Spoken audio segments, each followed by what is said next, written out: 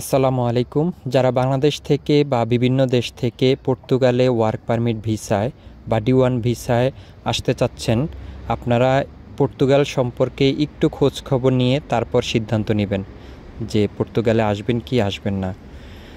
পর্তুগালে খুবই সহজে ওয়ার্ক পারমিট ভিসা দিচ্ছে, অনেকেই এসেছেন।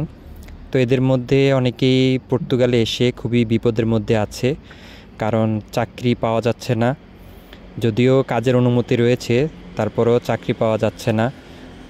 তার প্রধান কারণ হচ্ছে এখানে ভাষাগত সমস্যা, কাজের অভিজ্ঞতা অনেকের থাকে না, বা আমরা বাংলাদেশ থেকে বা বিভিন্ন দেশ থেকে যখন আসি আমাদের তেমন কাজের অভিজ্ঞতা নেই, কোনো স্কিল থাকে না, সেজন্য জব পাওয়াটা খুব কঠিন হয়ে যায়। তো এখানে যারাই আসবেন তারা একটু খোঁজখবর নিয়ে পরিস্থিতি কেমন সেই খোঁজখবর নিয়ে তারপর সিদ্ধান্ত নেবেন যে আপনার জন্য পর্তুগাল আসাটা উপযুক্ত হবে কি না। তবে অনেকেই এসে খুবই কষ্ট করছেন, জব খুবই কম, আর জব পাইলেও এখানে থাকা খাওয়ার খরচ খুবই বেশি, বেতন অনুসারে বেতন খুবই কম।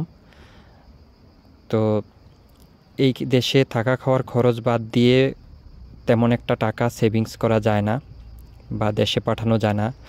অনেকেই দেখা যায় 2-1 মাস যাবার পরেই তারা আর সারভাইভ করতে পারছে না, দেশের থেকে টাকা আনিয়ে এখানে খরচ চালাতে হচ্ছে, কারণ এখানে জব পাওয়াটা খুবই কঠিন। আর অনেকেই হয়তো ডেলিভারির জব করছে, কিন্তু ডেলিভারিতে আহামরিতে তেমন একটা ইনকাম নেই। এখানে থাকা খাওয়ার খরচটা জোগাড় করা যায়, কিন্তু দেশে তেমন একটা টাকা পাঠানো যায় না ফুড ডেলিভারি কাজ করে। তারপরেও যারা আসবেন আপনারা আপনাদের সিদ্ধান্ত ভেবেচিন্তে সিদ্ধান্ত নেবেন, যাতে করে এখানে এসে আপনারা বিপদে না পড়েন। আবার অনেকে অনেক দেশে যায় যাদের ওয়ার্ক পারমিট থাকে না। যখন একটা মানুষ যে দেশে যায় ওয়ার্ক পারমিট যখন থাকে না, তখন তার জন্য জীবন খুব কঠিন হয়ে যায়। অনেক বাংলাদেশিরা আছে ব্যবসা প্রতিষ্ঠানে, তাদের ওখানে চাকরি করা যায়, কিন্তু একরকম দাস প্রথার মতন, গোলামের মতন তাদেরকে খাটায়, তারপর উপযুক্ত পারিশ্রমিক দেওয়া হয় না। এটা শুধু বাংলাদেশেরই না, বিভিন্ন দেশের ব্যবসায়ীরাও এরকম করে। তো এটা খুবই দুঃখজনক, কারণ তাদের কাজের পারমিট থাকে না, সেজন্যই একরকম বাধ্য হয়ে তাদেরকে এই পরিস্থিতি মোকাবেলা করতে হয়।